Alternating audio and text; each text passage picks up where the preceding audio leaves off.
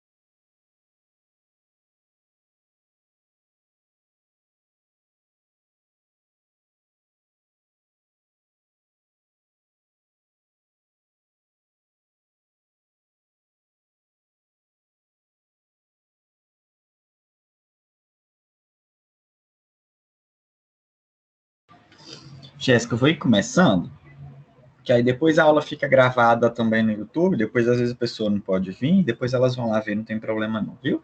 Eu vou ir começando aqui a aula, um conteúdo hoje bem interessante, que é sobre um processo de gestão de qualidade, acreditação. É um processo interessante, mas é um processo não tão discutível assim, mas a gente vai conversar um pouquinho sobre. Depois, assim, na próxima semana eu coloco lá no portal os alunos que não puderam vir hoje, ou que não quiseram, depois quiserem assistir a aula lá, ela vai estar lá disponível. Vamos lá começar. Beleza. Olha, hoje então a gente vai conversar um pouquinho sobre gestão da qualidade. Gestão de qualidade é um processo que todos os hospitais passam. É um processo maravilhoso, legal. Falar que é a coisa mais legal dentro de um hospital? Não, não é. Mas, de qualquer forma, é um conteúdo que a gente precisa entender ele, porque a gente vai passar por isso o tempo inteiro dentro de hospital atualmente. Atualmente, enfermeiro que trabalha independente da unidade ou do setor ou qual a sua função, ele precisa entender sobre o processo de qualidade, pois é o que vai atrelar o seu processo de trabalho o tempo inteiro dentro de qualquer unidade. Então, a gestão de qualidade, o livro de vocês traz um casinho, então a gente vai ler o caso de novo. A Adélia sabe bem que antes de submeter ao hospital a uma auditoria externa para a acreditação da ONA, é necessário que sejam revistos vários processos internos, pois há muitas reclamações dos pacientes e familiares sobre a assistência prestada na instituição.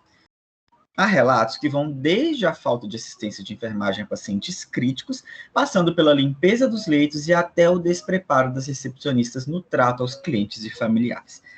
Pensando nisso, ela propôs aos administradores que quinzenalmente haveria reuniões de trabalho com os coordenadores de cada setor para determinar os nós críticos de cada situação-problema e viabilizar um planejamento que possibilite mudança. Nós críticos são aqueles pontos onde a gente encontra o conflito dentro de um processo. Então, se eu tenho um processo que está errado, por exemplo, em uma falha na administração de um medicamento, eu preciso encontrar o nó crítico. Qual que é aquele ponto que realmente está desencadeando esse manejo inadequado do medicamento ou administração inadequada? Então, o nó crítico, a gente busca sempre onde eu estou identificando a principal falha nesse processo para a gente conseguir atuar. E, antes de ir para essa primeira reunião, então a Adélia se pôs a pensar: quais os principais indicadores de qualidade de um serviço de saúde? Quais são os padrões de acreditação que são auditados no nível 1 da ONA, cujo princípio de norteamento, o princípio norteador dessa ONA, nesse nível 1, será a segurança, principalmente a segurança desse paciente? Então, quando a gente vai pensar em processo de qualidade, nós vamos pensar em uma forma um pouquinho diferente, que a gente pensa de qualidade e quantidade. Por quê? A nossa qualidade ela tem que ser sempre atrelada e muitas vezes ela pode não vir com uma quantidade muito grande. Então, a gente sempre tem que entender no manejo de um paciente, no manejo de uma instituição, o que a gente está buscando dentro desses processos. Por quê? A nossa qualidade, a gente sempre vai pensar que eu tenho que pensar o máximo de bem-estar dentro daquela instituição. Então, o bem-estar, na verdade, a qualidade, obviamente, a gente vai ter sempre atrelado enquanto benefícios e os riscos e os custos. Então, sempre dentro de uma instituição, esse processo vai ser muito, muito voltado para a função do enfermeiro, ou muito que a gente vem identificando e discutindo esse processo é quando a gente discute, por exemplo, com os setores de custo. Os coordenadores sempre vão pensar isso. Olha, isso melhora a qualidade do meu atendimento, melhora a minha assistência, eu sei de todos os benefícios que esse dispositivo, ou que esse fluxo novo, ou que esse novo serviço vai trazer para o meu hospital. Então, eu sei de todos os benefícios, mas quais são os meus riscos e o custo dessa efetividade dentro desse novo conceito, dentro desse novo contexto que será aplicado? O principal, o pai que a gente fala assim, o pai da qualidade no mundo é Dona Bídia. Dona Bídia é um grande instrutor e foi um grande conhecimento lá da década de 50 sobre qualidade, o que a gente tem de qualidade, como a gente aplica a qualidade no conceito de saúde, ou como a gente utiliza os conceitos de Dona Bídia em uma aplicabilidade atual, pensando no processo de qualidade dentro de uma assistência. A gente não pensa hoje em uma assistência à saúde em uma quantidade, não teoricamente, tá? Teoricamente, a gente tem que pensar o que eu tenho de qualidade, de efetividade nesse conceito para esses profissionais e para o meu cliente. Hoje em dia, vocês vão ver que a maioria daqueles quadros de gestão em vista que tem nos hospitais, eles vão ter lá atender o nosso paciente com qualidade, eficiência e comprometimento. O que é que essa qualidade ela vem trazendo para a gente? Que muitas vezes a gente não vai ter uma quantidade excessiva, a gente não está falando em montar carros, estou falando em atender pacientes. Então, essa qualidade, ela tem que ser atrelada, ela tem que estar lá descrita para a gente o que a gente está buscando de qualidade nesse atendimento ao meu paciente. E, obviamente, o que a gente mais fala nessa disciplina, que eu trago muito nela para ela também, é custo. Será que eu aplicar essa nova tecnologia na minha instituição vai aumentar muito o meu custo? Porque isso, obviamente, tem que ser pensado. A gente não pensa hoje nada dentro de uma instituição que eu não tenha o custo atrelado. Eu não posso contratar um novo profissional sem pensar o custo que isso vai me gerar. Eu não posso pensar em atrelar uma nova tecnologia sem pensar nesse custo.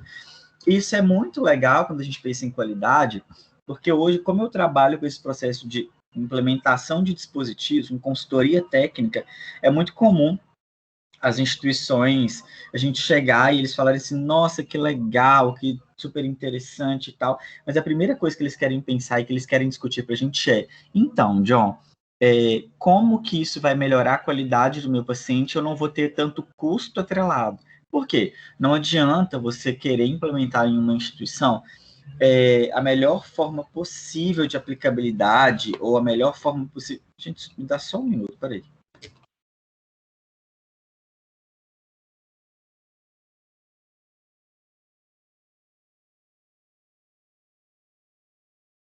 Não adianta você pensar em qualidade ou pensar, nossa, eu quero colocar aqui na minha instituição uma máquina de ultrassonografia Triple X Max Plus, que ela vai fazer toda a minha vascular, ela vai colocar o menino em 3D fora da barriga da mulher. Ótimo, que legal, ele vai te dar um monte de coisa interessante, mas qual que é o custo disso? O custo de manutenção é 500 mil por mês. A instituição vai pagar por isso? Obviamente que não, tá? Então, todo esse manejo de qualidade ele tem que ser pensado enquanto benefícios e os custos para aquela instituição. A gente não consegue pensar fora dessa caixinha, tá? E Dona Bídia, então, ele coloca para a gente os processos dos pilares da qualidade. Então, o que isso quer dizer? Uma qualidade, a qualidade de aplicação dos serviços de saúde, eles têm alguns pilares. Então, quando eu penso em qualidade, não adianta eu somente pensar que eu vou estar entregando uma marca específica, por exemplo.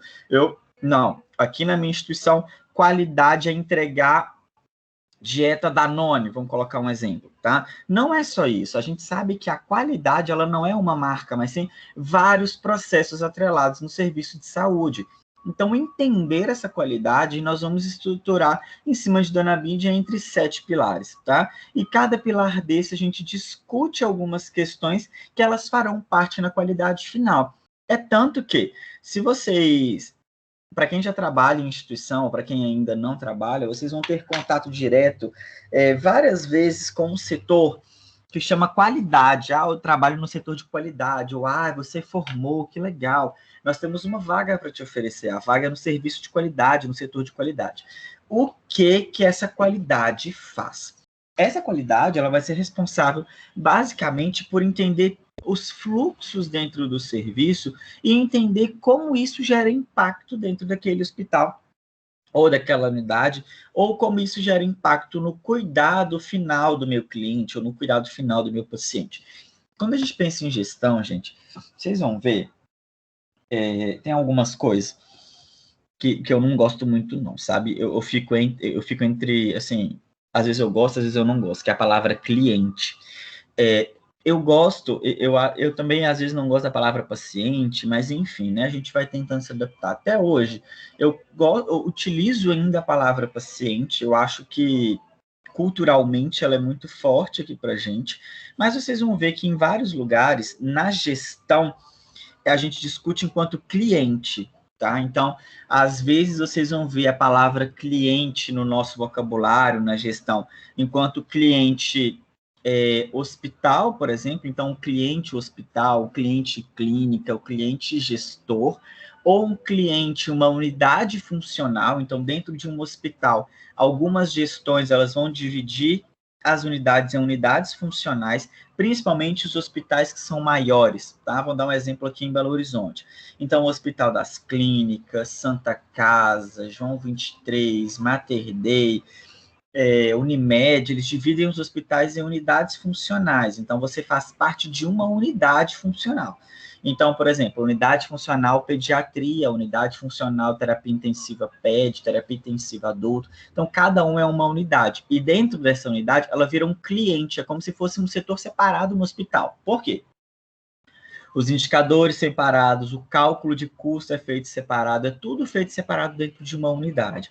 Então, algumas vezes vocês vão ver a gente usar a palavra cliente pensando nessas unidades funcionais, mas alguns profissionais, em alguns processos de alguns hospitais, o paciente ele também ganha nome de cliente. Tá? Por que ele ganha nome de cliente? Porque dentro daquela cartela que o hospital oferece de cuidado, ele é um cliente. Então, ele é um cliente, por exemplo, do ambulatório, ele é um cliente que veio no pronto atendimento. Então, a gente vê atualmente a saúde, ela vem tendo, na verdade, um olhar muito de custo, então acaba que o paciente ele vira um cliente. Então, é o que os hospitais, a qualidade, o setor de hotelaria vem trabalhando muito no conceito de ele é o nosso cliente, então a gente precisa ganhar ele, precisa conquistar esse cliente para que ele sempre volte. Porque se ele passa mal daqui a pouco, eu quero que ele volte pela qualidade que nós oferecemos de atenção.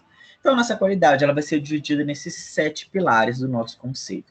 A primeira delas é a definição da nossa qualidade. É basicamente um conjunto de atributos que inclui um nível de excelência profissional, o uso eficiente de recursos, um mínimo de risco ao usuário, um alto grau de satisfação por parte dos membros, considerando-se essencialmente os valores sociais existentes. E aqui, gente, nós temos algumas coisas para a gente conversar um pouquinho sobre esse processo, que é, nós sabemos aqui que inclui a primeira coisa é o nível de excelência profissional. O que isso quer dizer? Adianta eu querer oferecer qualidade para o meu paciente se eu não tenho qualidade profissional?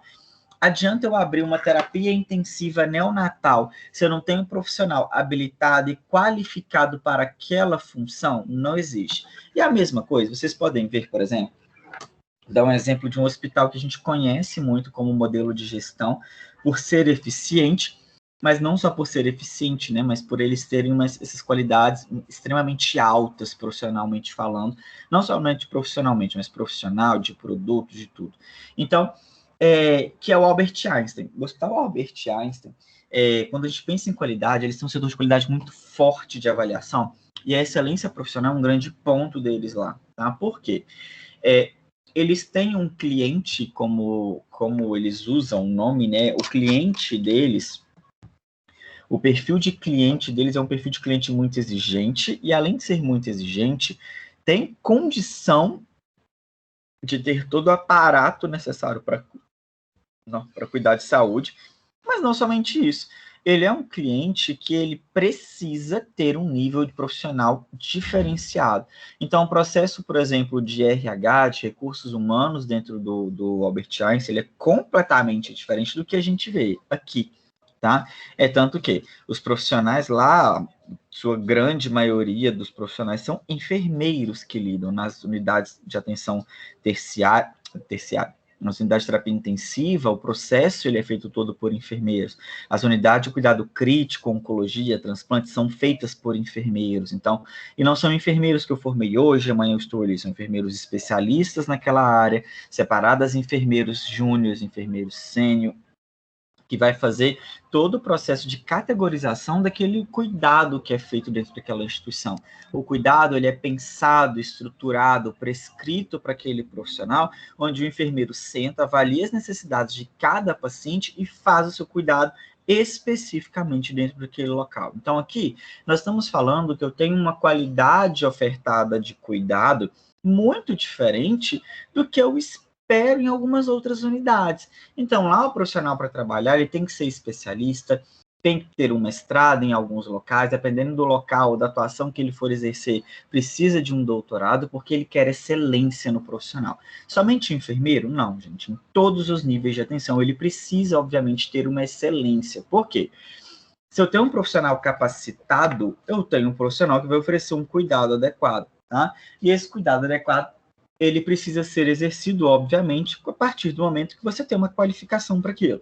Não adianta você querer formar hoje e falar, eu sou o melhor enfermeiro do mundo, que isso não vai existir. Isso gasta tempo, gasta estudo, gasta profissionalismo, competência. Então, é um fator que ele vai sendo atrelado aos poucos. Isso lá é muito exercido e, obviamente, muito encorajado pela equipe, tá? Onde os enfermeiros têm um salário muito bom para conseguir trabalhar e não somente por isso, mas que eles trabalhem especificamente na unidade, que eles tenham somente aquele único vínculo com a instituição. E, obviamente, isso vai melhorar a qualidade de toda a assistência prestada. O uso eficiente de recursos tem que ser muito pensado, então não adianta hoje você ter recurso dentro de uma instituição e não ter eficiência na utilização. Vamos dar um exemplo. Não adianta bloco, por exemplo, que é um dos maiores consumidores de material dentro de uma instituição. Então, não adianta você ter uma cirurgia pequena e você gastar com uma área pequena e gastar dois flaconetes, não, duas almotolias, por exemplo, uma almotolia inteira de degermante, uma almotolia inteira de clorexidina alcoólica para fazer uma degermação de um pé, por exemplo. Tá? Uma cirurgia de pé. Vou fazer até panturrilha, o terço médio. Não adianta você gastar exacerbadamente um conteúdo, um recurso, por quê? Isso não é gerar qualidade. Então, será o que é melhor? Eu tenho um dispositivo que eu consigo fazer esse atrelado melhor, eu consigo oferecer uma melhor asepsia no meu campo gastando menos, ou colocar esse tanto de produto disponível, um recurso que vai ser utilizado de uma forma ineficiente, que é o que a gente entende, por exemplo, no nosso cuidado, no nosso conceito, que a utilização inadequada de seringa, de agulha, daquele profissional que utiliza aquele recurso de uma forma inadequada, de uma gazinha. Então, tudo isso é utilização de um recurso e a qualidade, ela precisa perceber o que é isso de eficiência ou não. E, além disso, um mínimo de risco ao usuário. O que isso quer dizer? O risco tem que ser pensado. Risco em saúde existe, gente? Existe. Tá? Qualquer que seja o cuidado, se for oferecer uma dipirona, administrar uma dipirona para o paciente, existe risco. Nada em saúde é isento de risco. Na verdade, viver tem risco, né, gente? A gente está exposto a risco o tempo inteiro. E dentro de uma unidade de saúde, isso não seria diferente. Mas, se eu estou falando em um mínimo de risco ao usuário, o que eu preciso saber? Eu preciso saber os riscos que cada procedimento ou que cada processo oferecem para o meu usuário, para o meu paciente, para o meu cliente. Por quê? Eu preciso minimizá-los ao máximo, tá? É tanto que a segurança do paciente, que a gente vai discutir em um momento da disciplina, ela é pensada para minimizar o risco. Então, a segurança do paciente não é para falar que o meu paciente tem um nome na parede, mas é falar que essa qualidade ela está ali porque eu preciso oferecer o mínimo de risco possível a esse usuário. Além disso, um alto grau de satisfação por parte dos mesmos. O que isso quer dizer? O alto grau de satisfação tem que ser quanto aos profissionais, quanto aos pacientes ou aos nossos clientes. Isso é fácil de chegar, gente? Sem dúvida alguma que não, tá? Isso, na verdade, é um dos grandes processos, um dos grandes dificultadores. Por quê? A excelência profissional, você pode correr atrás? Pode, tá? Dentro das instituições, você pode, por exemplo, falar, olha, a partir de hoje nós vamos mudar a cartela de profissionais que atende essa instituição e nós vamos querer profissionais de ponta, de excelência, vamos mudar, vamos oferecer salários atrativos, buscando profissionais que tenham excelência, que são de ponta no mercado. Você vai ter um custo atrelado a isso, obviamente, né? Nenhum profissional de ponta, de qualidade, vai trabalhar na sua instituição 12 por 36 horas, é uma escala de 12 por 36, recebendo R$1.000. Então, ele vai precisar expandir, vai ter que ter salários atrativos, porque senão ele não vai fazer o processo, você não vai ter profissional que tenha competência e excelência para estar ali, então você vai trabalhar com profissionais medianos. O uso de recursos, você pode tranquilamente fazer manejo, controle, pessoal do almoxarifado, uma enfermeira assistencial, fazer técnico assistencial, fazer todo um controle de uso eficiente e trabalhar isso na sua unidade. Consegue trabalhar também. Os riscos você consegue, obviamente, não calcular o risco, mas minimamente saber todos os riscos que esse paciente vai estar exposto durante esse manejo. Mas agora, satisfação por parte de todo mundo é difícil, tá? Por quê? É difícil, muitas vezes, você ter satisfação em todo o processo de trabalho dos profissionais, o que muitas vezes isso vai desprender um tempo, ou até o processo do próprio profissional estar feliz não é feliz a palavra que eu utilizar, mas ele está contente ou está apto a abraçar a instituição de uma forma que ele se sinta feliz naquele local, e a mesma forma os pacientes. Para quem nunca teve contato com o paciente, gente, ou cliente, né, vocês vão ver que tem hora que é muito bom e tem hora que é pavoroso, tá? Por quê? Cada um, é a mesma coisa da nossa casa. Se vocês vierem aqui em casa, eu gosto de uma coisa em um lugar e outra em outra. É a mesma coisa que vocês fazem? Não. Na casa de vocês vai ser diferente. Aqui em casa eu faço arroz com alho. Tem gente que não gosta de alho. Tem gente que vai fazer arroz só com água e sal. Tá? Então, cada um faz de um jeito. O nosso paciente da mesma forma. Tem paciente que vai querer uma coisa a mais do que outro. Tem paciente que vai falar, nossa, eu quero que seja daquele jeito, eu quero que seja daquele outro. Então, cada um vai apresentando formatos diferentes nessa atenção. E, obviamente, precisam considerar valores essenciais sociais. Então, esses valores sociais, gente, eles são muito atrelados a cada comunidade ou a cada local. Tem lugares que esses valores sociais eles serão pensados muito na recepção e no atendimento. Tem locais que serão um hospital muito bonito. Tem locais que serão muito atendimento que é feito com a equipe. Então, cada um, a gente vai precisar atrelar isso nessa qualidade. Então, pensando nos nossos pilares desse processo, o primeiro deles é a eficácia. A eficácia é o melhor que se pode realizar das condições ideais, dado o estado do cliente, ou seja, o cuidado a ser feito. Então, a eficácia na qualidade é aquilo que a gente pode fazer de melhor nas condições que nós temos, tá? Nas condições que nós temos ideais para oferecer aquele cuidado.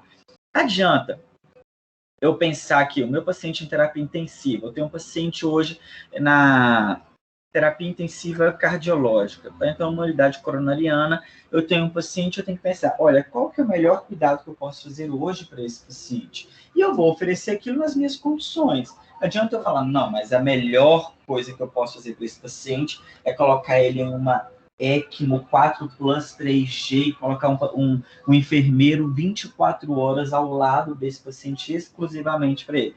Eu tenho essa eficácia? Se eu não tenho, isso não é o melhor que eu posso oferecer para esse paciente nas condições ideais que eu tenho. Então, eu preciso oferecer o melhor que eu posso dentro da condição clínica daquele paciente, daquele cliente, dentro das condições que eu tenho na minha instituição. E muitas vezes, gente, a eficácia ela vai perpassar por coisas simples, tá? Por exemplo, a eficácia que eu posso ter na redução de lesão por pressão ou no meu manejo de terapia infusional na instituição. Então, tudo isso ela vai ser atrelada naquilo que eu posso oferecer de melhor cuidado para o meu usuário, tá? Parece que é fácil, gente, falando assim, né? Eu falando parece a coisa mais besta do mundo. Mas não é. Deixa eu fechar a janela, gente, que esse barulho tá me incomodando aqui de baixo. Peraí.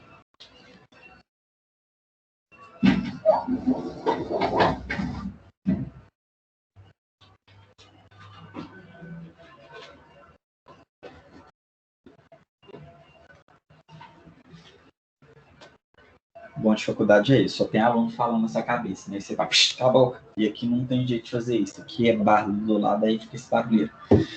Então, a eficácia, a gente tem que pensar ela sempre como eu trato ou como eu faço o manejo dos meus recursos da melhor maneira possível.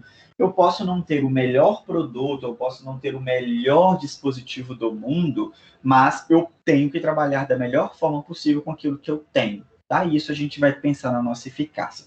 A efetividade é o estado em que o cuidado atinge os níveis estabelecidos como alcançáveis na eficácia. Então, aqui a gente está pensando em todo aquele cuidado ou como a gente vai chegar e atingir esses níveis estabelecidos. Então, olha, eu tenho um nível para apresentar dentro da minha instituição de cuidado para o meu cliente, então como que eu estou fazendo, como que eu estou alcançando, qual é a efetividade que eu tenho para gerar essa eficácia no meu paciente. E temos a nossa eficiência, que é o cuidado que agrega eficácia e efetividade na relação com custo. Logo, entre duas possibilidades, a mais eficiente é de menor custo. Eficiência hoje, gente, é o que se tem em tudo que é discussão dentro de hospital. Hoje, gente, não adianta vocês quererem pensar que vocês vão formar, vou ser enfermeiro e eu só vou pensar no meu paciente, no meu cuidado. Isso não existe, tá? Isso não existe em lugar nenhum. Se você está achando que você vai formar, fazer estomaterapia e vai cuidar de lesão, prescrever curativos com lesão, fazer manejo o tempo inteiro, e você nunca vai ter que pensar custo, você pode largar a faculdade agora e procurar outra, tá? Porque você está enganado. Custo, hoje, é uma fala diária do enfermeiro, e principalmente enfermeiro gestor. Vocês vão ver que o tempo inteiro ele está falando, não, a gente precisa reduzir custo. Hoje mesmo, eu participo de um grupo de enfermeiros de transplante de medula óssea do Brasil, e lá tinha uma enfermeira que mandou, gente, tudo bem, tal, eu sou do hospital em Porto Alegre, e a gente está pensando, a gente está precisando de algumas alternativas para um tipo de cobertura específica, na verdade é um protetor cutâneo. Vocês têm alguma indicação? Eu estou precisando de alguma coisa que tenha uma efetividade, custo melhor para a minha instituição.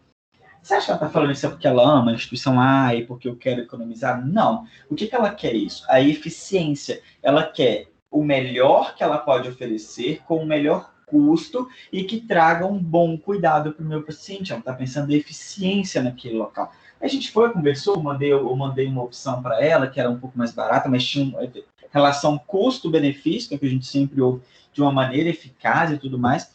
Mas esses dias eu também tive uma mesma discussão em Juiz de Fora, onde uma enfermeira virou para mim e falou assim, nossa, John, tá precisando de você e pererê, a gente foi conversando no processo de construção de uma constituição, ela falou que queria um outro material, ou aplicar um processo com a minha equipe em uma gestão, onde eu tivesse uma redução de custo para determinada terapia infusional. Então, o que a gente senta? Por que ela está querendo isso? Porque ela gosta, ela quer economizar? Não. Ela quer um produto, ela quer um cuidado, ela quer um fluxo de atendimento onde eu tenha qualidade e isso gere, obviamente, uma eficácia, uma eficiência nesse manejo e isso vai reduzir o custo naquela instituição. E eu sinto que a gente sempre vai pensar, tá? É aquela ideia, quando eu vou lá no supermercado. Hoje em dia, o supermercado virou uma facada, né, gente? Eu não sei para vocês, mas Eu, quando vou no supermercado, eu tenho vontade de cair para trás. Eu estou quase virando vegano, vou comer verdura só, porque carne está a um preço absurdamente caro, está tudo extremamente alto. Então, quando você chega lá, o que você faz? O que eu vou conseguir levar que tem qualidade, obviamente, e que eu tenho um custo atrelado, que eu tenho um custo bom, que eu não vou pagar R$ 80 em 1 quilo de carne, mas o que eu vou conseguir fazer para fazer essa gestão? E isso também vai acontecer dentro das instituições, tá? Obviamente isso. E a otimização. A otimização significa a medida de custo em que adicionar mais ação para alcançar melhores benefícios é desproporcional a esse custo. O que isso quer dizer? O quanto que eu vou precisar atrelar nesse cuidado para alcançar melhores benefícios é muito diferente do que eu vou precisar atrelar. Olha, vamos colocar uma coisa prática para vocês, tá? Em terapia infusional, gente, é tudo aquilo que a gente aplica para infusão do meu paciente, tá? Desde os cuidados com curativo, tipos de catéter, manejo do preparo do medicamento, tudo isso. Mas, se a gente pegar a Anvisa, por exemplo, a Anvisa ela tem lá medidas de prevenção para controle de infecção de corrente sanguínea. Lá tem 7.000 indicações de que você pode fazer, as melhores condutas para você reduzir risco de infecção, né? Só que o que a gente tem que pensar na otimização? O que eu tenho na minha instituição para conseguir reduzir custo de infecção de corrente sanguínea? Olha, eu tenho um catéter muito bom, eu tenho um curativo muito bom, mas a minha equipe, por exemplo, ela tem dificuldade em fazer desinfecção de hub. Será o que eu preciso aumentar de custo, mas que vai melhorar o meu custo final? Vou dar um exemplo para vocês em um catéter. Um dia eu fui em uma instituição que me chamaram para fazer o processo de discussão com os coordenadores referente ao melhor custo. Na verdade, que eles estavam tendo alguns problemas com o catéter. Eles estavam obstruindo muito o catéter de curta permanência. Aí chegou lá, o cirurgião falou assim, porque a gente está obstruindo muito o catéter. Eu falei, mas como que vocês fazem manuseio? Aí ele explicou, ele falou, porque que a gente passa catéter duplo lumen. Em alguns momentos, a equipe de enfermagem não usa uma via, só usa uma via e deixa a outra fechada com a tampinha. Aí, quando eles vão usar, a via está obstruída. Só que, o que a gente pensou nisso? Olha, então acaba que ele perde o catéter com 4 dias de utilização e o catéter precisa ser trocado. Só que, o que ele vai precisar de aumentar em custo na instituição dele para não ter problema com essa obstrução de catéter, que é medida de custo. Por quê? Se cada catéter vamos colocar, né? Vamos chutar, R$60, R$70 um catéter. Se cada catéter é R$60, ele tem que trocar a cada 4 dias, mas esse catéter ficaria por 21 dias. O que isso quer dizer? Ele está tendo que ter um consumo muito alto desse processo. Mas o que eu consigo otimizar nesse valor? Será que eu colocar um dispositivo lá na ponta desse catéter vai reduzir isso? Vai. Quanto que custa esse dispositivo? Vamos chutar, custa R$2, R$3. Olha, eu consigo otimizar a utilização do meu dispositivo que eu já tenho na minha instituição com um custo pequeno, com um custo de R$3, R$4, R$5, enfim. Eu consigo colocar isso sem ter tanta diferença no impacto de custo final, mas eu tenho uma otimização do que eu vou oferecer na minha instituição. Entendem como isso traz um impacto? E é diferente, por exemplo, se eu falasse, não, então, olha, o melhor para vocês seria colocar aquele processo, aquele outro processo, ou mudar esse protocolo. Mas esse outro protocolo eu precisaria colocar, por exemplo, R$70 nesse dispositivo. Eu precisaria contratar mais 4 profissionais. Eu precisaria mudar um processo na instituição que demoraria 3 meses de treinamento, 3 meses de mudança. Então, entendem como a diferença de custo ela traz esse impacto na otimização? Então, a otimização é um processo onde eu vou trazer os melhores benefícios, mas que esses melhores benefícios, eles não dependem de um custo excessivo. Eu preciso oferecer esse custo, eu preciso que essa otimização ocorra também, obviamente, pensando no custo que vai ser feito nesse processo. A aceitabilidade, ela vai se dizer respeito à adaptação do cuidado em saúde àquelas expectativas, desejos e valores dos clientes e pacientes e seus familiares. Ele tem a relação com o conceito anterior e as suas características da relação de profissional, saúde, cliente, paciente. Então, a aceitabilidade é aquilo que a gente coloca no processo de adaptação daquele cuidado. Muitas vezes, a gente quer oferecer um cuidado para o paciente que ele não aceita, que a família não se adapta a ele, tá? Ou, obviamente, que a família não está muito não está gostando muito daquilo, sabe? Ou ela não quer, ou ela não gosta. E, obviamente, hoje em dia, não dá para a gente... Isso em qualquer idade do paciente, tá? A gente não consegue implementar processos que, obviamente, não tem uma aceitabilidade também daquele paciente, daquele profissional. A gente precisa conversar nesses manejos. Antigamente, era muito comum isso não ocorrer de uma maneira muito clara, de uma maneira muito tranquila. Era somente a voz do profissional que falava, olha, vamos fazer isso e acabou. Hoje em dia, não. A gente oferece esses manejos de uma forma em tentar também que a família se adapte àquele manejo, porque a gente sempre tem que lembrar, por exemplo, com pacientes crônicos, que o nosso final do paciente crônico não é a melhor adaptação da minha equipe, mas a melhor adaptação do meu paciente. E isso a gente tem que lembrar sempre que o meu usuário ele for para casa, que é um paciente crônico, que vai fazer a utilização de um dispositivo de ventilação, por exemplo, eu posso gostar, enquanto profissional, de um tipo específico de dispositivo, mas o paciente, a família gosta de outro. Então, quem que vai ficar no final da história? É o paciente, porque é ele quem vai lidar com isso no tempo inteiro. Então, a nossa aceitabilidade ela é muito importante. E, além disso, a legitimidade, né? Ela vai fazer referência a essa aceitabilidade do cuidado, da forma como a sociedade em geral entende que ele deveria ser e ocorrer. Isso, gente, é bem interessante. Porque é muito comum, às vezes, né, a família chegar lá e falar assim, não, mas essa legitimidade, quem faz a legitimidade é a comunidade, que ela faz um tipo de legitimidade, e quem vai legitimar no final, enquanto profissionais, o que a gente legitima muito, né, o que é muito comentado hoje em dia, é aquela prática baseada em evidência. Então, o que vai legitimar um estudo ou uma nova prática, por exemplo? A partir do momento que eu tenho uma aceitabilidade por aquela equipe. Vamos dar um exemplo.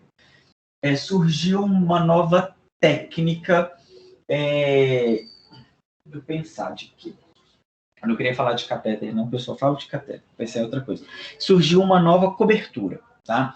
Essa cobertura ela tem uma ótima eficiência para lesão, ela vem trazendo isso de legal para gente. Mas quem que vai legitimar isso? A equipe, os enfermeiros que estão prescrevendo essa cobertura, eles vão legitimar quando? Quando eles eles estudarem, sentarem, encontrarem aquele processo e falar, olha, isso pode ser bom. Então, a partir do momento que cada enfermeiro no seu local ele vai gerando, aplicando e utilizando essa nova cobertura, ela vai criando uma legitimidade, até que todos os locais ou todos os enfermeiros eles conheçam essa nova cobertura e eles gostem, eles vão validar. Então, esse processo de legitimidade, ele vai acontecendo aos poucos. É a mesma forma de legitimidade que a sociedade vai entendendo, a família vai conhecendo. Então, a família vai conhecendo aos poucos e vai legitimando um cuidado. Olha, fazer uma vasectomia antigamente era uma história que era quase inconcebível, né? A mulher que tem que tomar anticoncepcional, se expor a risco medicamentoso, risco de trombose muito grande, risco de todos os riscos que a mulher tem durante o processo de administrar, né, de usar o anticoncepcional, deixa que ela faz, mas agora fazer o homem uma cirurgia minúscula, que nem dói, nem demora, e isso não pode acontecer. Mas isso, com o tempo, ele foi se legitimando. O que isso quer dizer? A sociedade vai entendendo melhor o processo, entendendo o risco, entendendo o benefício de ambas as partes, e ela vai legitimando, boca a boca. Tá? Legitimidade, a partir do momento que você tem aquela intimidade com o processo, e você vai passando isso aos poucos. E a equidade, que é o princípio norteador, que determina o que é justo na distribuição do cuidado e de seus benefícios. E, obviamente, faz parte do que torna o cuidado em saúde aceitável e legítimo perante a sociedade.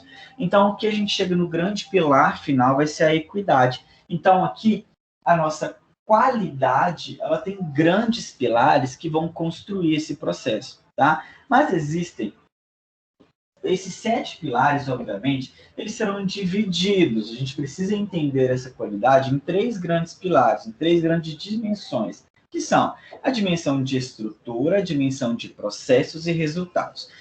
Dentro desse, gente, o que é mais complexo, vocês vão ver que é muito complexo porque envolve muita gente ao processo. Tá? Por quê? A nossa estrutura ela vai corresponder basicamente às características relativamente estáveis, como condição física, organizacional, recurso e instrumento, recursos que a gente tem de pessoas, recursos materiais dentro de uma instituição. Então, a estrutura, teoricamente, se você tem um hospital com 200 leitos, e esses 200 leitos divididos em 12 unidades, você tem 200 leitos, 12 unidades, aquela estrutura que você tem para trabalhar, tá? Mas agora, o processo, ele vai corresponder para a gente ao conjunto de atividades desenvolvidas na relação entre profissionais e usuários. Então, todo processo que gera atividade dentro de uma instituição, ele é chamado de um processo. Então, qual que é o processo que o paciente vai fazer quando ele chega na porta do hospital? Ele vai fazer isso, isso e isso. Ele vai pegar uma senha, ele vai ser triado, ele vai passar por ali, se for um PA, tá? Então, esse processo, ele é descrito em uma dimensão de qualidade. Agora, como que esse paciente vai chegar lá da unidade de internação para o bloco cirúrgico? Olha, vai fazer esse processo. São inúmeros processos dentro de uma instituição. E esses processos, eles precisam estar alinhados, porque são eles que geram os nossos resultados. Os resultados, então, são as mudanças verificadas no estado de saúde dos usuários que possam ser atribuídas a um cuidado. Todo o nosso resultado, na verdade, o nosso processo, ele gera impacto na saúde do paciente, pelo menos a gente espera, né? Tanto de positivo quanto de negativo. Se um usuário, se um cliente, um paciente entra numa instituição e sai do mesmo jeito, sem impacto nenhum, tem alguma coisa errada, tá? Então, esse resultado, ele é fruto do nosso trabalho. Como a gente já conversou sobre isso, saúde, profissional de saúde, o seu processo de trabalho, o seu resultado, não é uma maçaneta instalada, mas é um processo muito subjetivo. Esse processo subjetivo é o que vai gerar, muitas vezes, o nosso processo, principalmente como enfermeiro, no final do nosso trabalho. Então, a nossa qualidade, ela vem nessas 3 estruturas, ela vem nessas 3 dimensões, e elas serão avaliadas em todo o nosso manejo. Mas nós, enquanto enfermeiros, a gente vai estar muito ligado, continuamente, avaliando processos. Ser enfermeiro não é tão legal assim como vocês acham, não, gente, tá vendo? Que é só legal ir lá, passar a mão na cabeça do paciente e falar, eu sou enfermeiro de plantão. Né? Não, é mais chato do que isso. Mas é muito bom, vocês vão gostar quando vocês formarem. Então, vamos lá. Para todo o meu processo de qualidade, para toda a nossa análise de qualidade, para todo o nosso processo de gestão ou de construção, nós temos ferramentas, tá? Essas ferramentas, elas geram parte para a gente, elas, na verdade, fazem parte do nosso processo de construir, do nosso processo de lidar. Adianta eu querer mudar ou ter um processo na minha instituição se eu não tenho ferramenta para isso? Adianta você querer cozinhar se você não tem panela, ou se você não tem uma colher, ou se você não tem um alimento? Não adianta. Então, a ferramenta é aquilo que você vai usar, ou que você vai aplicar para ter o seu resultado. Então, tudo a gente aplica isso, tá? Tudo a gente vai aplicar a ferramenta. Então, como que a gente vai pensar isso?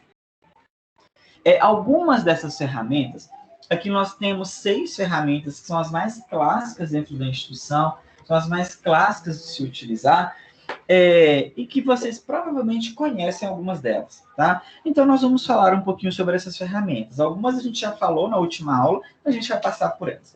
A primeira é a brainstorming. Basicamente, o que significa essa brainstorming? É uma chuva de ideias. A gente trabalha muito com esses brainstormings em alguns momentos do nosso dia a dia.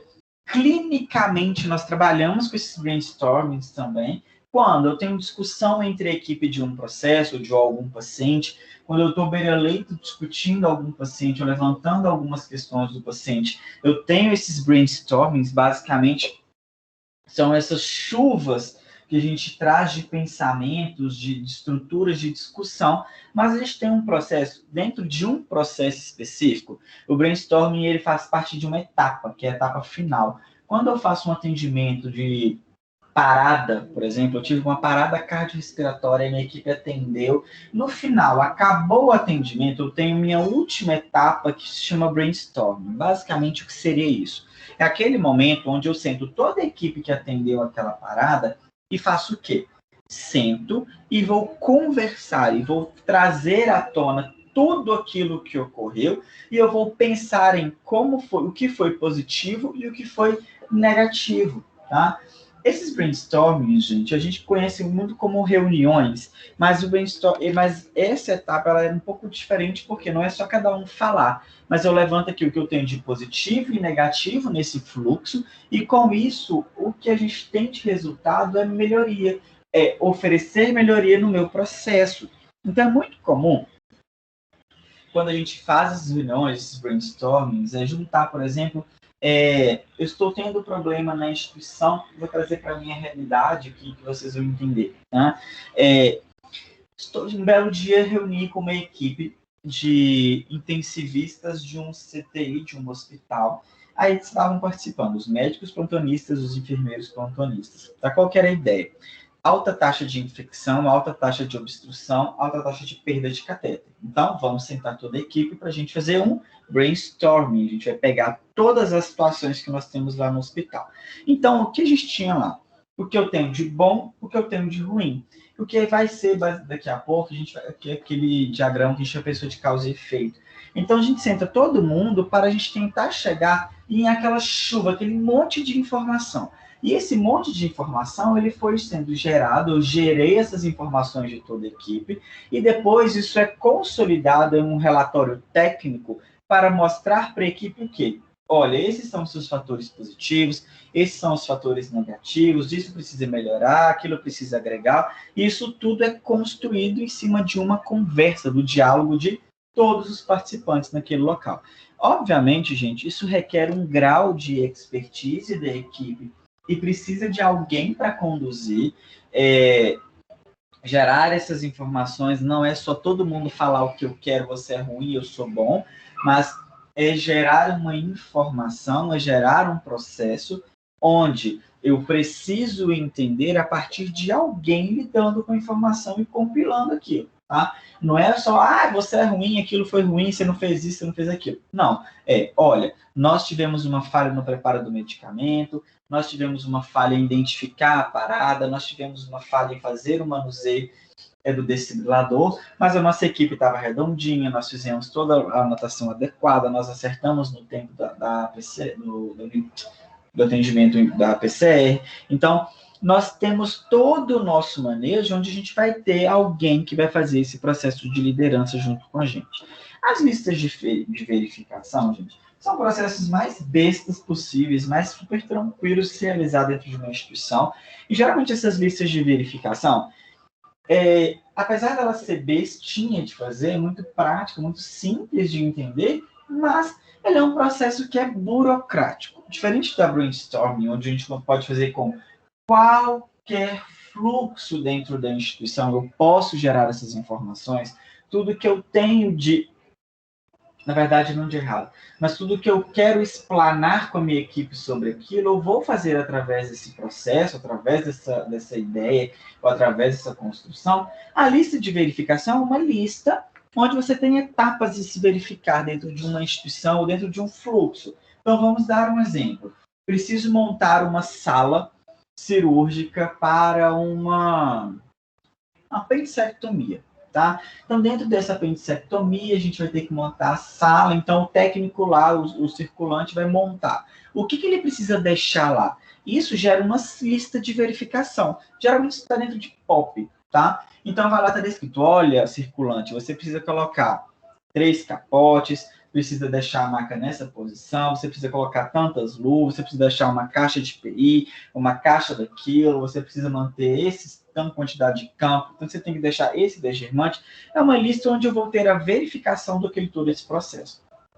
E Algumas listas de verificação, elas podem ser enquanto material, como eu dei um exemplo para vocês, mas elas podem ser também listas de verificação de fluxo. Então, olha, o que eu estou verificando nesse fluxo? Eu estou verificando aonde o paciente meu passou, onde esse paciente relatou esse fluxo. A verificação vai ser, olha, estou verificando as etapas de infusão do meu paciente, estou verificando o meu fluxo de gestão dessa equipe, estou verificando a qualidade da efetividade ou a qualidade do exame de imagem. Então, essa lista de verificação são etapas, e essas etapas, quando sendo seguidas, a gente gera um tique. Vou limpar minha casa. O que eu vou fazer? Uma lista de verificação. Olha, meu filho, você vai limpar hoje, quando eu voltar eu vou conferir. Então, você vai lá e vai conferir o quê? Você lavou o banheiro? Lavei, então tá certo. Você fez isso certo? Olha, você não fez isso certo. Então, a ideia da lista de verificação é saber o que é um fluxo correto dentro do meu serviço, que ele precisa seguir, e aquilo que está sendo feito de maneira correta ou não. Chegamos, então, no nosso diagrama super legal, que a gente já conversou com ele, que é o nosso diagrama de causa e efeito. Esse diagrama, que a gente conhece como escala, é um diagrama que a gente vai definir o processo de a causa. Então, qual é a causa que está gerando um efeito? Quais são as causas que estão gerando uma taxa de infecção tão grande em sítio cirúrgico? Qual que é a causa que está gerando tão grande uma perda de obstrução de dispositivo vascular? Quais são as causas que estão gerando um efeito enquanto queda do paciente? Então, eu tenho que estruturar todas as minhas causas para chegar em um determinado efeito. Então, esse processo,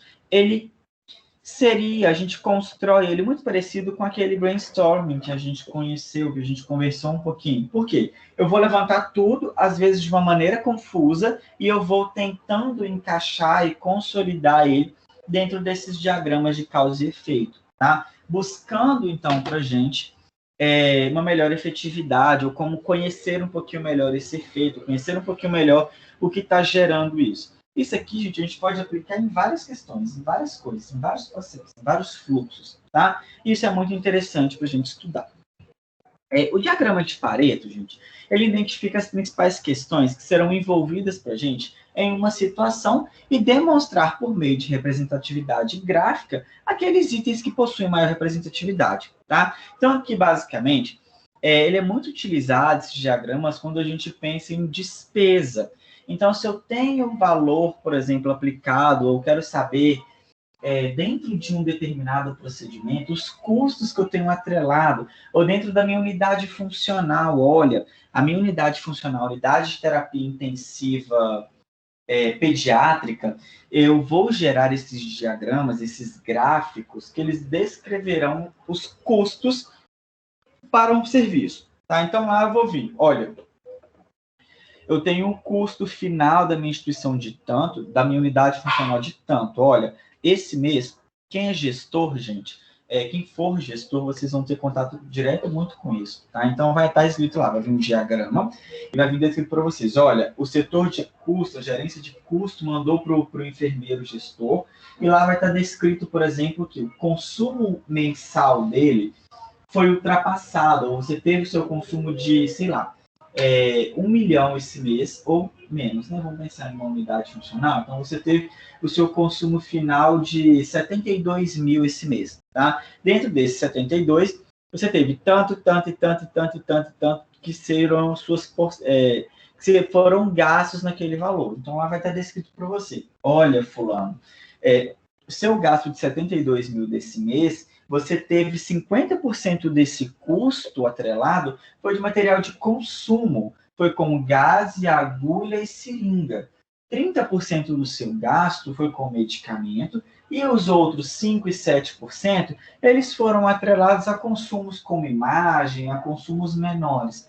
Mas o que esse enfermeiro vai pensar? Eu preciso reduzir um custo em alguma coisa, porque geralmente é isso que vem. Ele vem trazendo para você, olha, você aumentou em 25% o seu custo com material de consumo, tá? Dentro disso, ele vem todo detalhado, tá, gente? O hospital que tem uma gestão muito bem feita, eles detalham tudo isso, tá? E detalhe, às vezes, em procedimento. Então, por exemplo, olha, o seu custo para fazer hoje uma CVL, para fazer uma cirurgia neurológica, independente do dispositivo. Vamos colocar o mais simples. Para fazer uma apendicectomia hoje, o seu procedimento ele vem descrito o seu consumo. Então, lá na sua apendicectomia, os hospitais que são muito calculados, muito em gestão de custo, ele vai trazer uma apendicectomia hoje para você, ela vai custar R$ 2.000 de material médico. Então, lá vai estar descrito, olha, você tem tantas gazinhas, tanto isso, tanto aquilo, que idealmente você precisaria fazer, tá? Mas, se você não tá... Peraí, gente, só um minuto.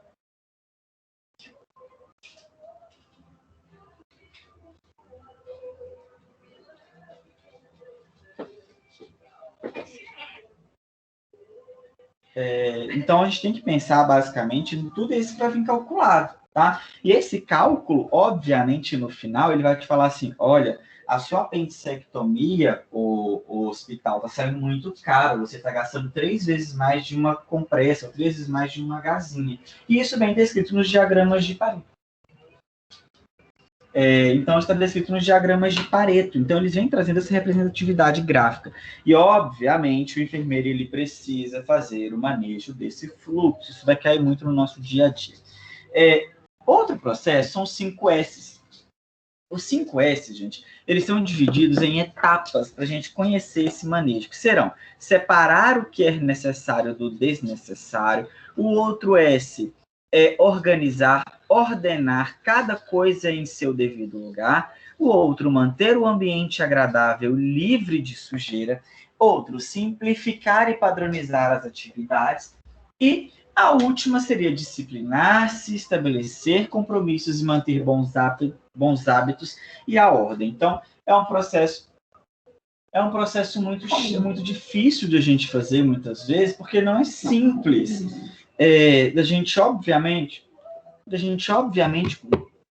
conseguir gerar esse processo de uma forma, às vezes, efetiva e tão ampla. Então, separar o que é necessário do desnecessário, separar o meu processo de entender o meu fluxo, às vezes é muito complicado. Então, é mais difícil a gente encontrar essa ferramenta de 5S sendo implementada nas instituições. Mas, o PDCA, que a gente já conversou sobre ele, é bem fácil, tá?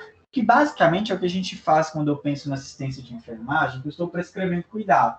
Então, quando eu vou lá, faço todo o histórico do meu paciente, levanto os principais problemas de enfermagem, identifico os meus diagnósticos, os resultados esperados que eu quero em cima daquele diagnóstico, prescrevo o meu cuidado, eu estou pensando basicamente o meu planejamento, o que eu vou fazer, o que eu vou conferir ou checar, e o que eu vou atuar, o que eu vou melhorar nesse fluxo. Tá? Então, o PDCA ele é bem simples. Tá? Então, eu vou planejar o que eu vou executar, eu vou checar o que eu preciso fazer, o que eu estou fazendo, e eu vou atuar, eu vou gerar o que eu vou mudar no meu planejamento ou não. Então, isso acontece com vocês, por exemplo. Se vocês estão planejando, olha, estou planejando viajar, então eu faço o que eu vou fazer todo o meu planejamento de gestão em cima daquela viagem. E dentro das instituições, do mesmo jeito.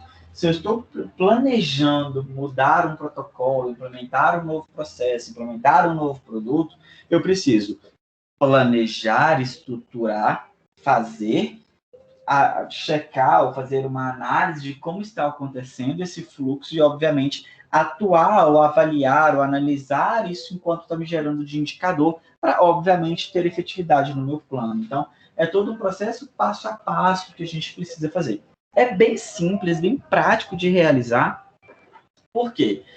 Como a gente já conversou, o resultado, quando a gente planeja alguma coisa, nem sempre ele sai como a gente quer. Né? Então, principalmente isso em gestão, a gente precisa implementar uma coisa sabendo que eu estou implementando, vou encontrar processo errado e como eu vou mexer nesse processo depois. Porque nem sempre uma mudança ela vai resultar em uma melhoria. Mas uma melhoria, melhorar algum fluxo, ela requer mudança. Tá? Então, mudar é bem diferente do que a gente pensa de melhorar o processo. A gente precisa entender isso e, obviamente, gente, o nosso planejamento, a gente pensa da melhor forma possível, tá? Mas ela nem sempre vai sair desse jeito, nem sempre ela vai sair da melhor forma. Então, a gente precisa ter isso muito bem claro no nosso processo de construção de gestão Porque não é simples, tá? Não é fácil. Fazer gestão não é simples. Tudo que a gente planeja, a gente precisa saber que em algum momento ela pode dar muito certo, mas como ela pode não dar muito certo.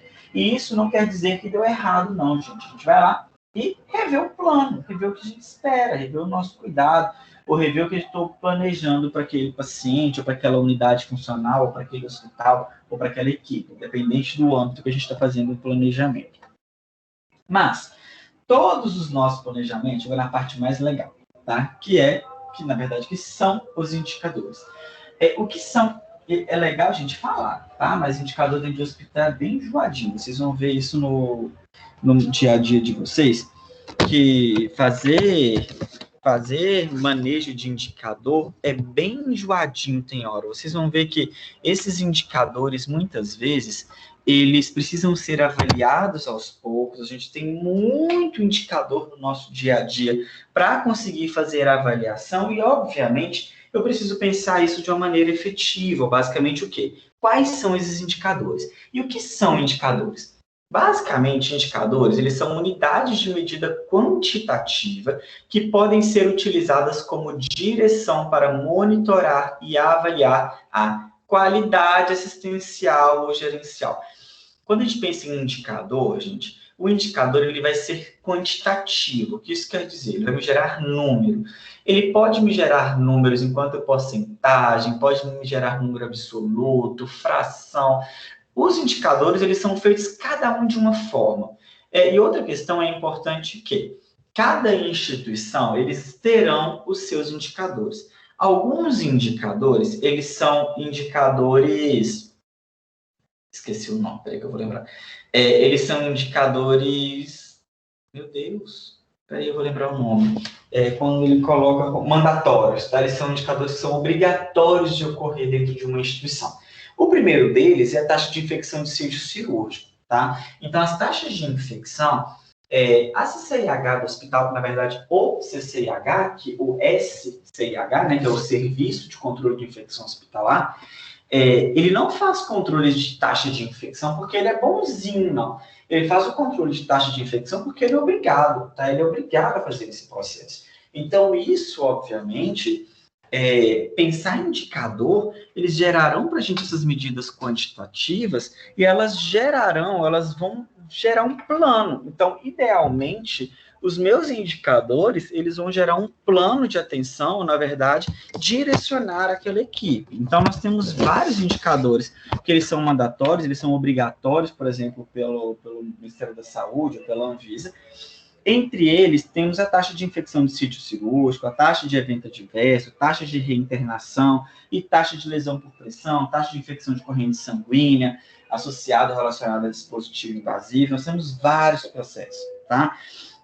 Então, aqui, vamos pensar taxa de infecção de sítio cirúrgico. Como que funciona essa taxa mandatória, essa taxa obrigatória da instituição? O que é esse indicador? Esse indicador, como eu falei para vocês, na verdade, os indicadores de qualidade, eles podem ser feitos em números absolutos, em frações e porcentagem. Geralmente, a gente vai trabalhar ele pode ser por taxa por mil também, que a gente vai ver, por exemplo, em infecção de catéter. Então, vocês vão ver que vai vir lá escrito para a gente um indicador. Olha, a taxa de infecção do CTI neonatal atualmente associada a catéter venoso é de 8,4 por mil catéteres dia. Então, isso é uma taxa que é calculada com base em um indicador que é descrito pelo Ministério da Saúde, tá? Pela Anvisa.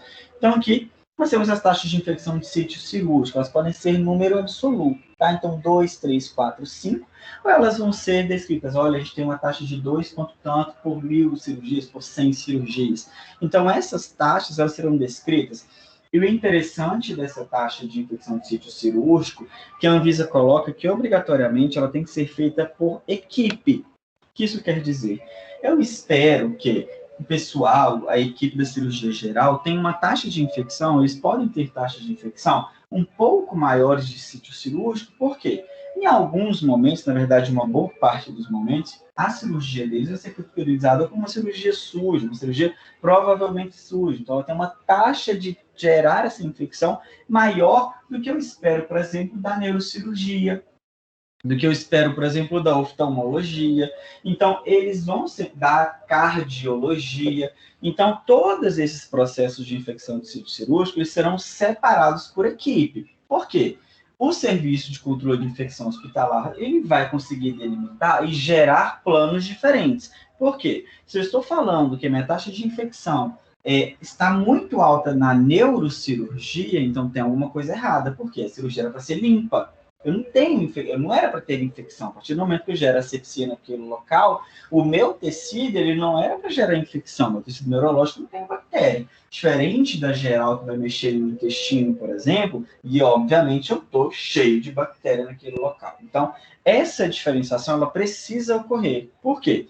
A partir do momento que eu tenho taxas de infecção pensadas em equipes diferentes, que obviamente serão pensadas na qualidade diferente daquela assistência, eu vou conseguir gerar plano diferente. Eu vou gerar um planejamento diferente de intervenção em cada equipe. E não somente isso, ela vai ser diferenciada por cirurgião que está sendo feito o procedimento. Porque dentro de uma equipe, eu posso ter aquele cirurgião porco lambão, que a gente encontra em todo canto, que ele vai fazer aquele monte de coisa errada, vai fazer a sepsia errada, fazer o manejo errado do paciente, e ele vai gerar um impacto muito negativo no indicador daquela equipe.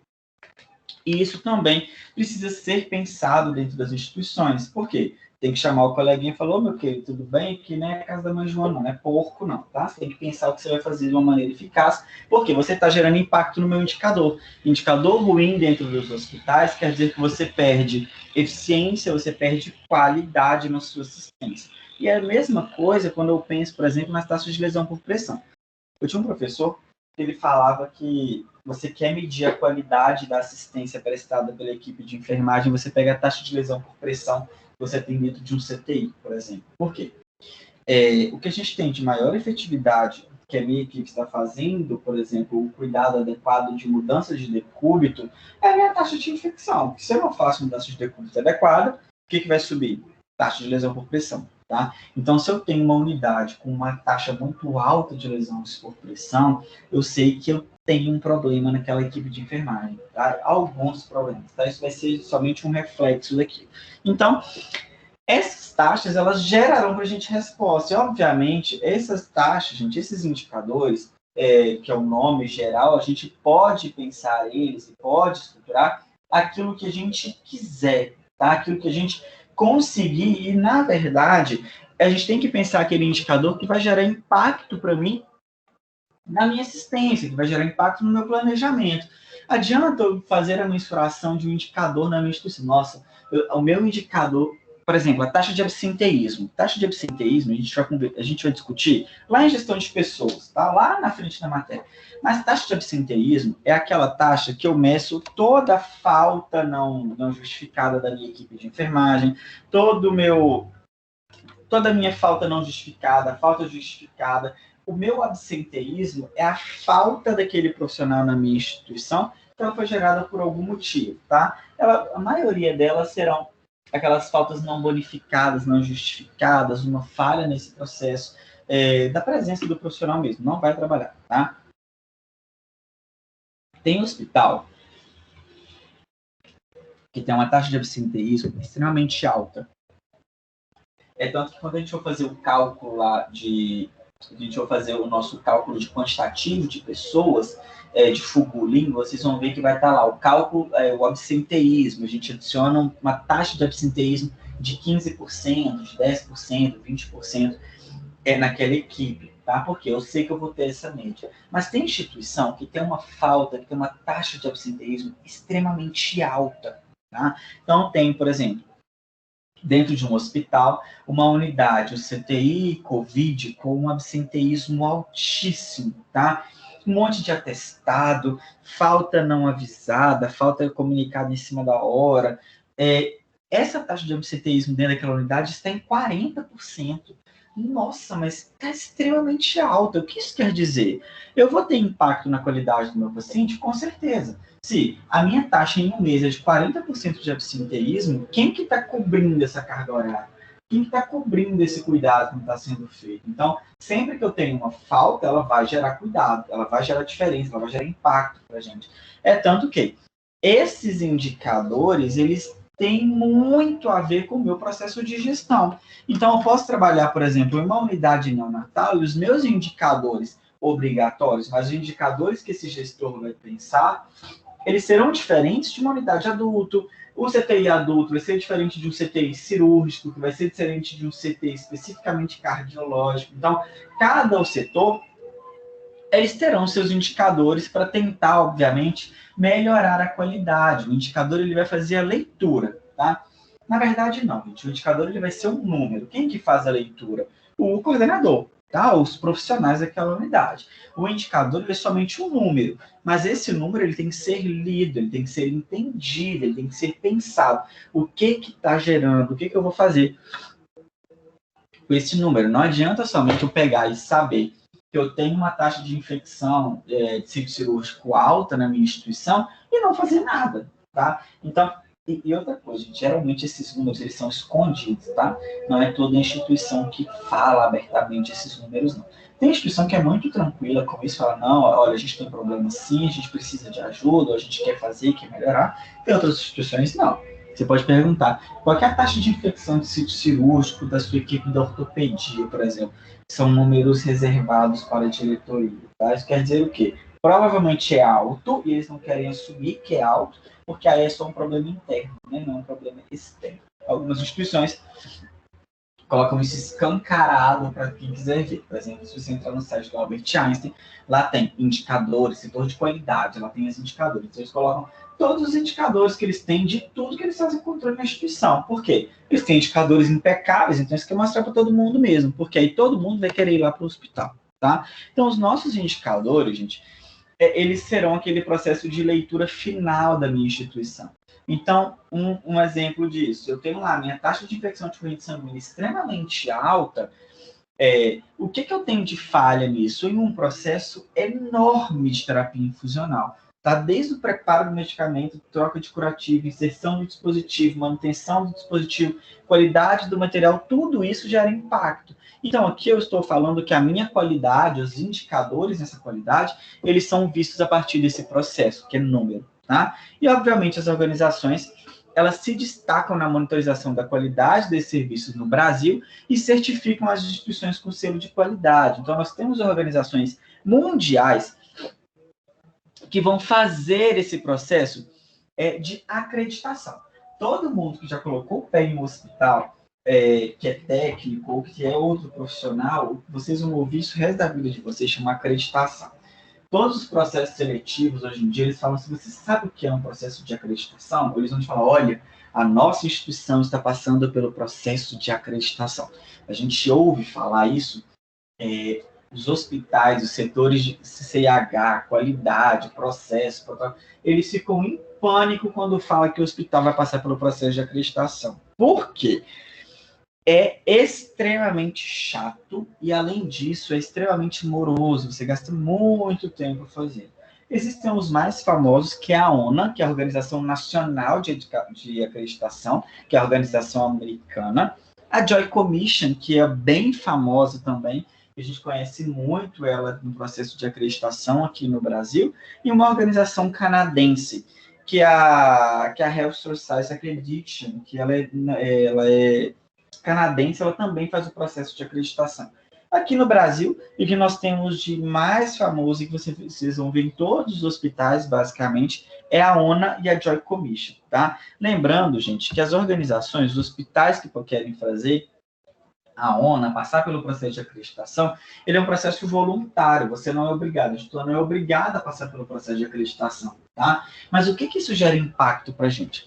Um exemplo, eu tenho um plano de saúde, sei lá, um plano de saúde, vamos pensar um Bradesco da vida, que é um plano Plus Prime de processo e tudo mais. E o que eles vão te falar? Olha, eu pago muito bem todo o fluxo, o atendimento do meu paciente todo, eu faço com alta taxa de pagamento, você pode usar o que você precisar, então você vai ter muito recurso para atender o paciente, a gente vai fazer esse processo junto com vocês, mas eu só entro na sua instituição se ela for ONA.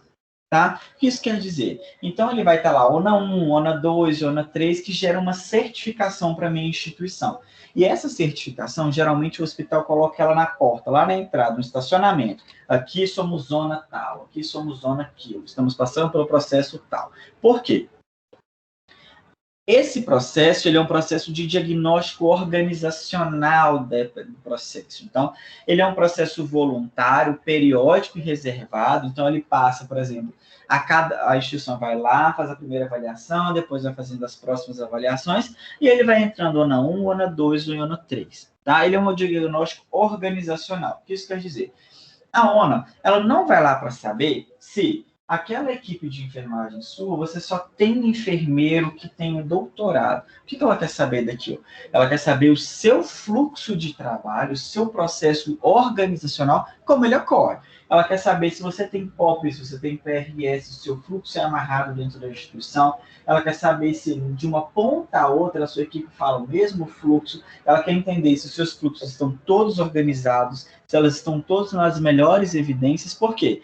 Isso gera processo de certificação para aquela instituição. É chato, é enjoado, é extremamente complexo, mas as instituições todas elas fazem esse processo. E como que ela vai fazer? Ela vai fazer o processo de acreditação e o hospital vai subindo o ONA, tá? ONA 1, ONA 2, ONA 3. Então, tem lá o processo de acreditação, que é ONA 1. Os processos eles devem garantir a segurança do paciente, seja no que se refere à estrutura, seja na execução e no acompanhamento desses processos assistenciais. Então, a Adélia, lá do nosso caso, o hospital dela não vai passar pela acreditação ONA 1, então a gente já sabe que na ONA 1, os auditores do processo, eles vão lá para conhecer o quê? Para conhecer o que você faz para oferecer segurança para o seu paciente. Desde a entrada no hospital, que você tem acesso à estrutura para aquilo, desde toda a execução e acompanhamento dos processos assistenciais. Então, quando esse auditor chega lá na instituição, eles vão falar, olha, que legal, você tem um POP descrito que você faz uma segurança do seu paciente da sala da internação do paciente até no bloco, você passa por 4 etapas. A gente vai, tem algum paciente seu que vai para o bloco agora? Tem, a gente vai acompanhar junto com vocês, então. Isso descrito no POP, o que está escrito ele tem que ser executado. Né? Então, é o que eles vão avaliar. Como que gera o seu processo de segurança? Se o paciente tem a pulseira, cadê a pulseira? Como que funciona a identificação no leito? É andando no hospital e acompanhando o fluxo, tá? Não é só ler, ele lê todo o fluxo e olha lá como que ele está sendo executado. E, obviamente, segundo a OMS, o conceito de segurança do paciente, ele se refere à redução de risco. Então, o que ele quer saber?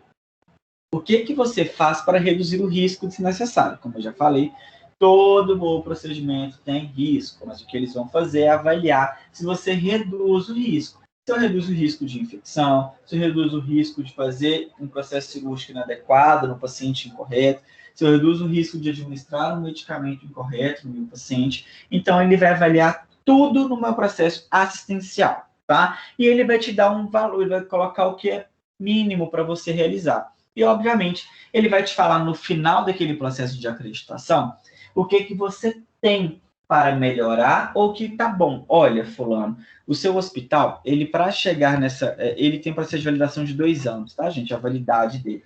Dentro desses 2 anos, ele vai fazer de novo o processo de acreditação. Então, ele é contínuo, você vai fazendo o resto da vida, tá? Então, ele vai te falar no final, olha, o seu hospital, ele passou pelo processo de acreditação, vocês são acreditados ou não, vocês têm qualidade de segurança, qualidade assistencial e tudo mais, mas você tem que melhorar esse etapa. Ou ela pode falar no final, olha, para você conseguir a acreditação, você tem que melhorar todos esses fluxos aqui. Por enquanto, você vai continuar em processo de avaliação. Então, a gente volta daqui um período tal para saber se vocês conseguiram implementar todas essas mudanças. E essas mudanças elas serão implementadas pela instituição, obviamente, porque ela quer esse processo de acreditação. A segurança do paciente, gente, vocês já sabem, mas é bem tranquilo, tá? Tranquilo o que precisa fazer de segurança, né? A segurança do paciente ela vai passar em identificar corretamente o paciente, melhorar a comunicação entre os profissionais, melhorar a segurança na prescrição, no uso e na administração de medicamento, assegurar cirurgia em local de intervenção, procedimento e paciente correto, a higienização das mãos e reduzir o risco. Parece que é pouca coisa, né? Mas a ONA 1 é basicamente avaliar segurança do paciente. O que ela vai fazer lá é olhar se você está fazendo o mínimo com o seu paciente. Se você está conseguindo colocar protocolo de eficiência, protocolo de eficácia na segurança do meu paciente, tá? E depois o nível 2, que é o acreditado pleno.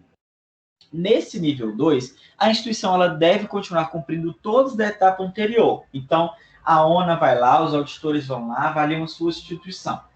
A sua instituição, ela passou na etapa 1, então você é ONA 1. Nossa, que ótimo, que maravilha. Os meus fluxos de atendimento e segurança do paciente, eles são eficazes, eles são efetivos, eles têm uma ótima segurança, o meu protocolo está rodando direitinho na minha instituição. Aí, quando termina o ONA 1, você é acreditado, a instituição fala o seguinte, olha, agora eu quero o ONA 2, então eu vou lá para fazer o meu processo de acreditado pleno. Então, a instituição ela deve continuar cumprindo todo o protocolo de segurança do paciente e passa a dispor, nesse processo, de um sistema de planejamento e organização em foco na gestão integrada e protocolos estabelecidos para todos os procedimentos da instituição. Então, aqui, nós estamos falando o quê? O ONA 1, eu tive o meu processo de avaliação quanto à segurança do paciente, e no ONA 2, meu processo de gestão.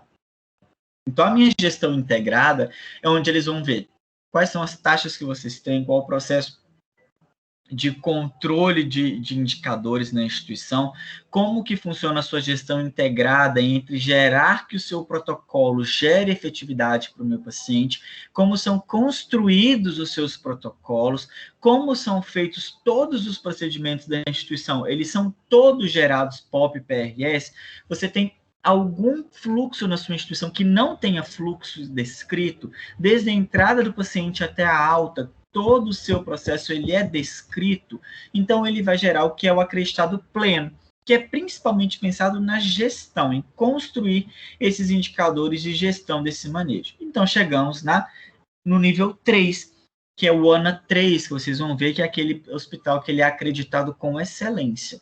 Ele é considerado o nível de excelência em gestão.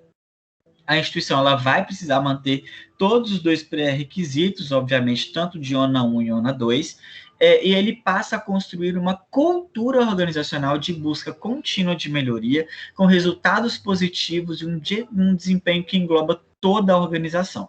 Então, aqui, quando a instituição ela ganha a ONA 3, ela é classificada como ONA 3, esse certificado ele vale por 3 anos. Terminou os 3 anos, ele tem que passar por uma nova acreditação.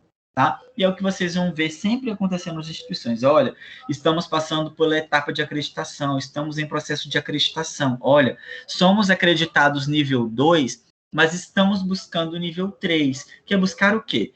Tudo que é fluxo, gente, tudo que é protocolo, a instituição ela vai inicialmente construir isso aos poucos, né? Olha, eu tenho que fazer aquilo, eu tenho que fazer. O que é uma cultura organizacional? Vira cultural na minha instituição, colocarei a ficha de identificação do paciente, é institucional, é cultural que eu coloque o campo que vai cobrir todo o meu paciente, é cultural que o meu medicamento, desde a entrega pelo fornecedor até chegar no processo de entrega para a equipe de enfermagem, ele tenha validação.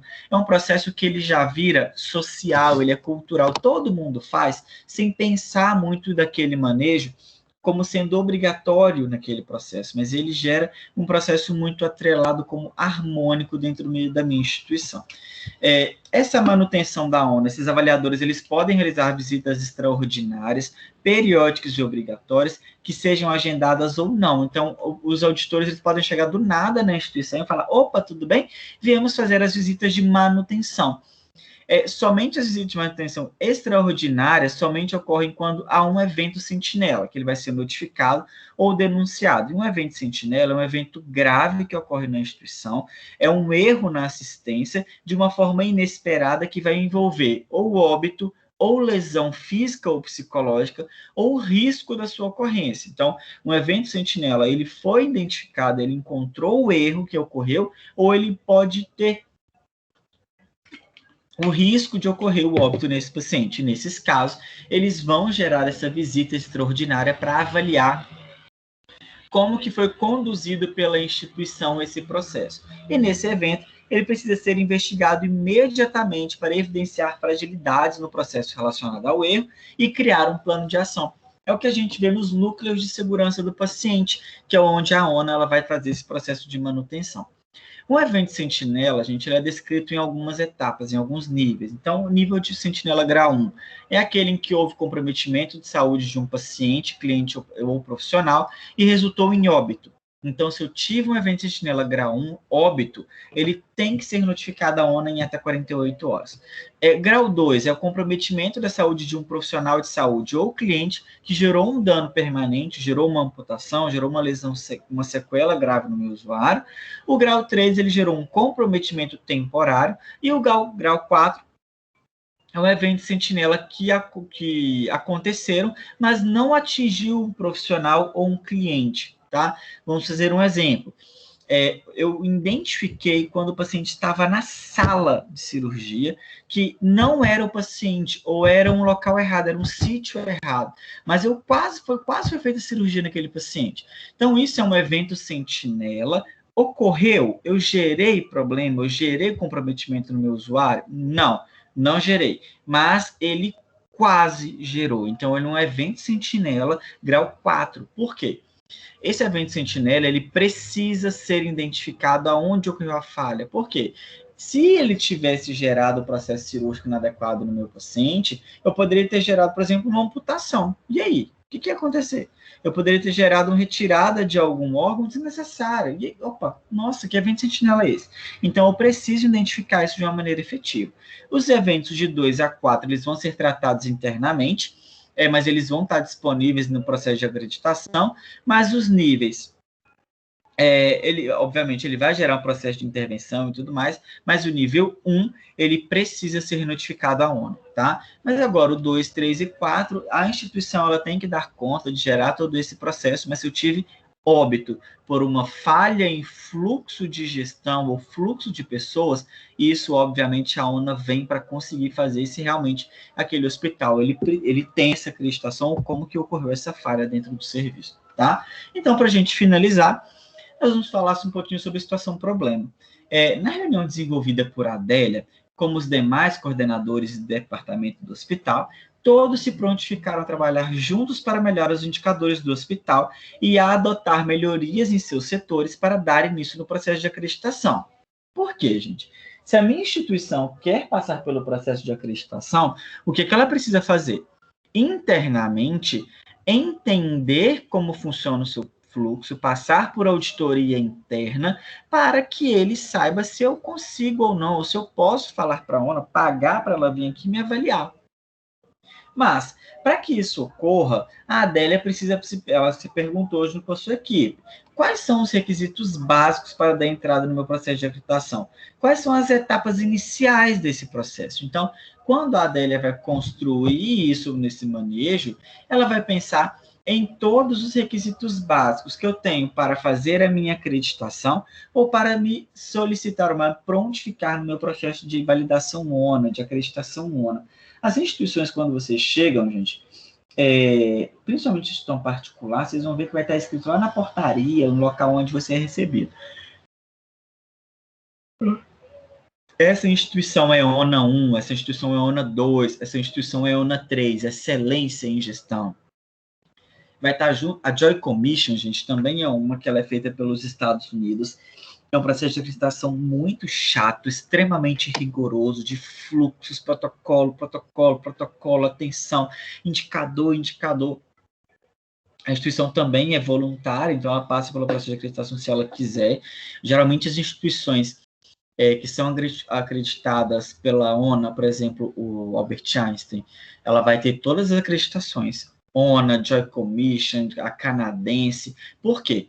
Quanto mais acreditações, melhor vai ser o atendimento para aquele paciente, mais financeiro ela vai ter e, obviamente, ela vai receber mais recursos, tá? Então, para eles, isso é muito bom.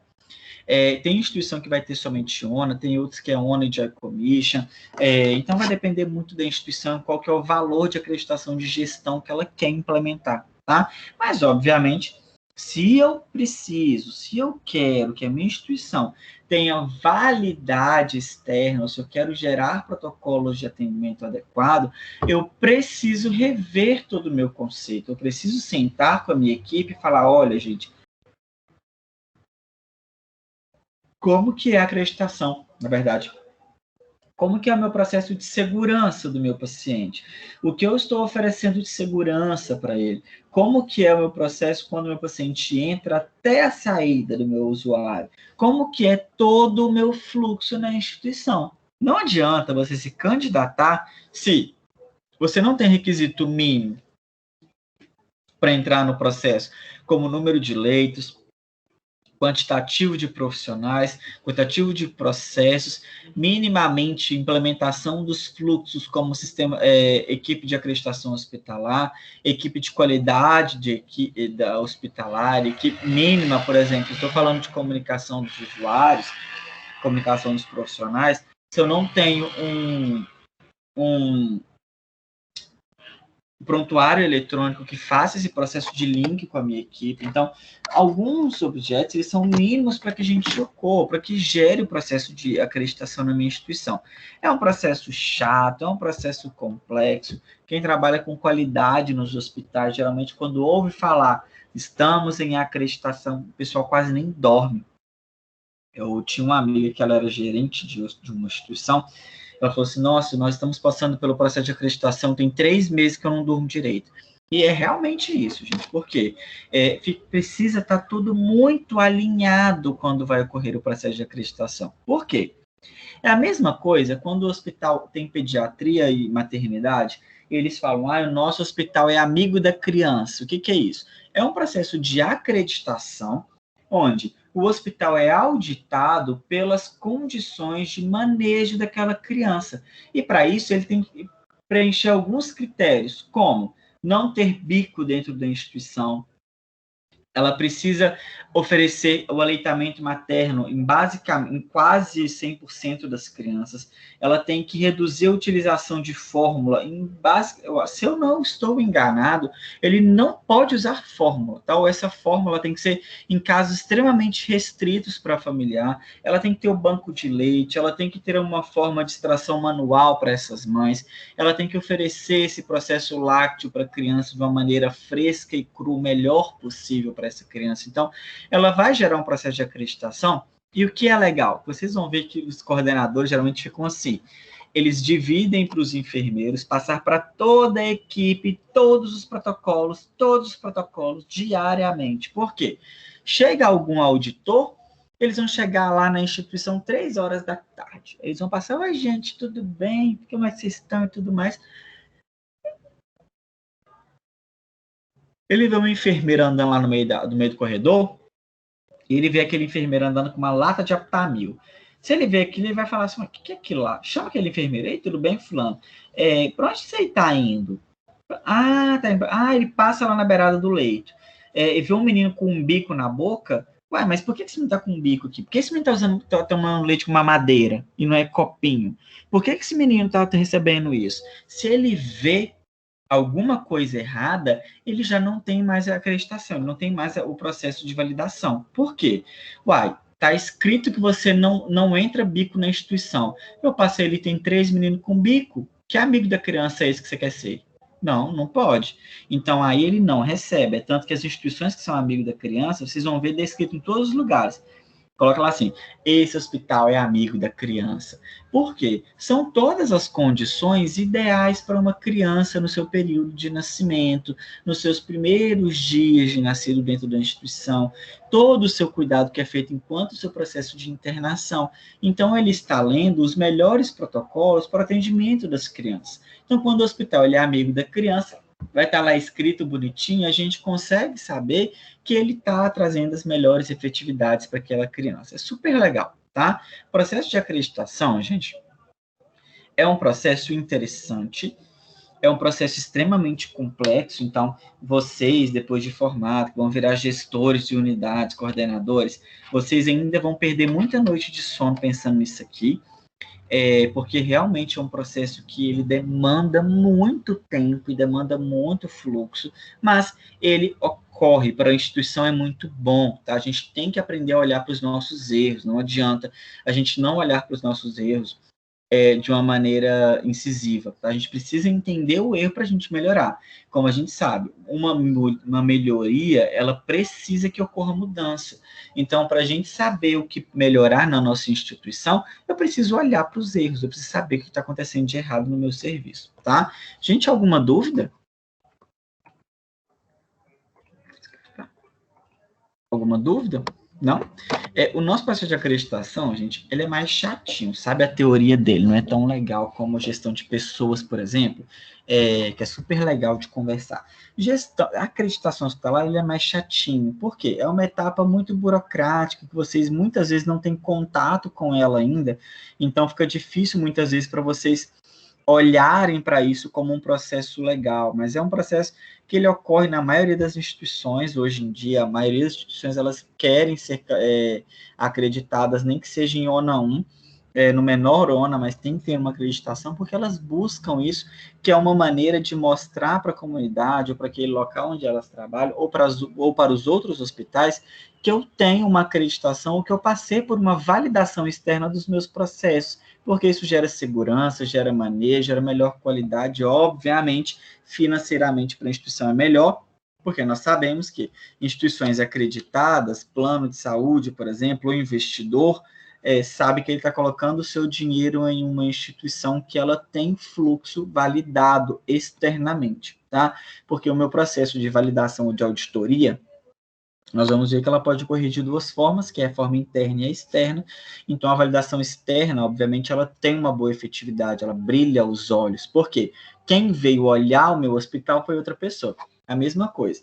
Quando alguém vai na sua casa e fala, nossa, sua casa está tão limpinha, você teve uma validação externa, você fala, nossa, obrigado, eu passei o dia inteiro limpando minha casa, que lindo. Então, você ter uma validação externa, ela é muito efetiva para vocês. Ela gera uma boa visibilidade. Então, vocês vão ver que a maioria dos hospitais, eles vão lá estar descrito ONA, ONA 1, ONA 2, ONA 3, vai estar tudo bonitinho, tá? Alguma dúvida, gente? Não? Não. Então, terminamos a nossa aula de hoje, que era o nosso processo de acreditação. Indicadores, nós vamos voltar a conversar sobre indicadores, tá? Hoje a gente deu uma pincelada, mas eu vou sentar com vocês depois para a gente discutir melhor indicadores, quando eu estiver falando lá na frente de alguns processos de trabalho com vocês, porque indicador é o que a gente tem no nosso dia a dia, que a gente precisa discutir melhor sobre esse processo de indicador, viu? Gente, terminamos a nossa aula de hoje. Bom feriado para todo mundo, se cuidem, vê se nada de pagode clandestino, de caçando beirado de lugar, que ainda existe pandemia, viu? Quem não tomou vacina, vai lá se vacinar, se tiver na sua data, se tiver na sua hora, não se esqueçam disso, viu? Gente, bom feriado para todo mundo, bom final de semana, se cuidem. Até a próxima semana. Tchauzinho. Tchau, boa noite, John.